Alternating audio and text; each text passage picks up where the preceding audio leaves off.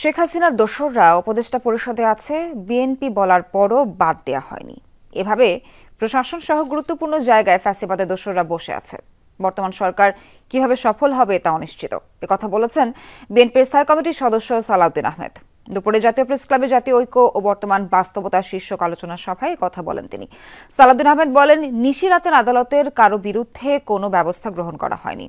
আওয়ামী লীগের অনেকে জামিনে বের হচ্ছে উল্লেখ করেন বিএনপি নেতারা। বলেন, আইনি পদক্ষেপ না নিয়ে আওয়ামী লীগকে কয়দিন পুলিশ দিয়ে ঠেকিয়ে রাখবেন। আওয়ামী লীগের রাজনীতি নিষিদ্ধ করার কথা বললেও সরকার কোনো পদক্ষেপ নিচ্ছে না। বলেন, গণহত্যা ও মানবতা বিরোধী অপরাধের দায়ে আওয়ামী লীগের সাংগঠনিকভাবে বিচারের দাবি জানায় বিএনপি। এবং যারা সমাজের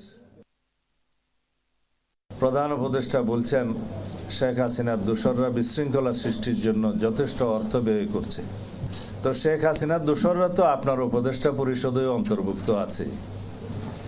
আমরা পরামর্শ দিয়েছিলাম, আপনি তাদেরকে বাদ দেন নাই। শেখ হাসিনার দোসররা প্রশাসনে আছে, সর্বোচ্চ পর্যায়ে আছে। আমরা বলেছিলাম শেখ হাসিনার দোসররা আপনি বেশি দূর এগোতে পারবেন না।